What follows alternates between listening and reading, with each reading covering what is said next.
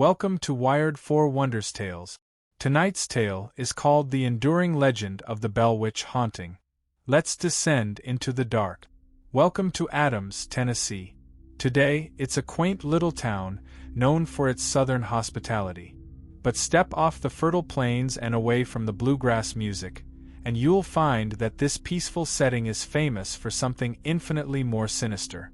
For nearly 200 years, this spot, about 40 miles north of Nashville, has been haunted by horrific events. Our story begins in 1817. The Bell family, who were pioneering farmers, settled here. But they were not alone.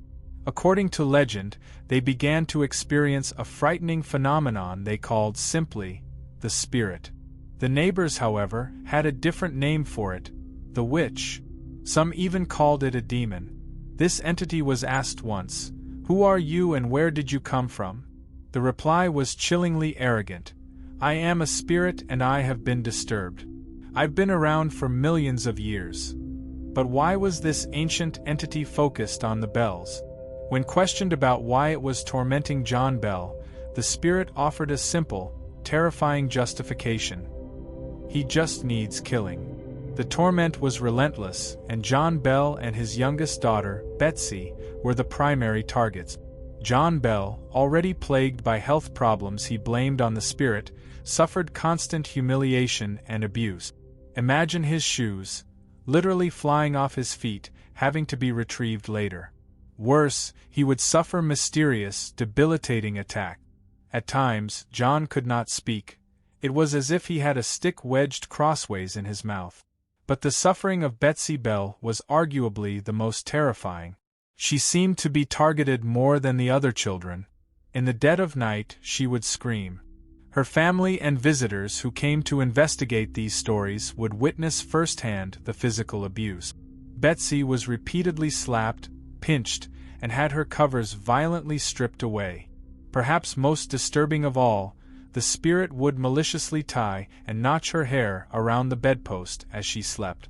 The entity, which often manifested itself as a voice, showed an astonishing level of detail and cunning.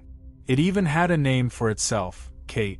The legend grew so widespread that one of John Bell's sons, who had served with Andrew Jackson, brought the famous general back to the property. Jackson and his companions were confronted by the entity. While Jackson himself had a pleasant encounter, the spirit abused the people he was with. Andrew Jackson, the hero of New Orleans, was quoted as saying he'd rather face the whole of the British Army than face the Bell Witch again. The Bell Witch sometimes exhibited itself as an animal or a human being. Witnesses claimed to have seen it as a turkey, a wolf, or even a little girl in a swing who vanished when Betsy tried to speak to her. But the haunting culminated in the darkest possible way. After 2 or 3 years of constant torment, John Bell became extremely sick on December 19, 1820. A doctor was called, and it was determined that he had been poisoned. The family was distraught, wondering aloud who had committed such an atrocity. Was it a neighbor? Perhaps even Betsy? It was then they heard the voice they knew so well. The spirit confessed, delivering its curse. "I killed old John.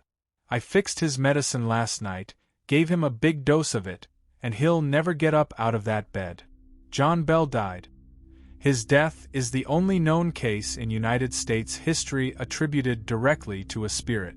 Even today, 2 centuries later, descendants of the Bell family feel they are still being shadowed by an evil spirit. They believe that the Bell Witch, this eternal entity, isn't just an old legend, but is still around. Fear is constantly evoked by the fireside storytellers, books, and even a Hollywood movie.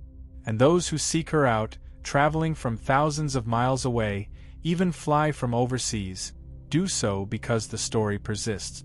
They come to the cemeteries, to the Bell Witch Cave, hoping to encounter what some believe is trapped between 2 worlds, the earth and the spirit world. As one descendant discovered after checking his home following inexplicable noises, "I was truly scared. Probably the most scared I've ever been." The legend is not confined to the past.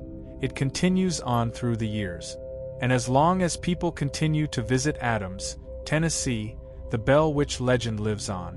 It is the most extensively studied case of a haunted house in American history. What it was, we really don't know. But something definitely did happen.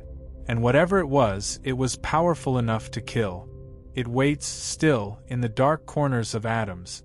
If you enjoyed this tale, please subscribe so you don't miss our next descent into the dark.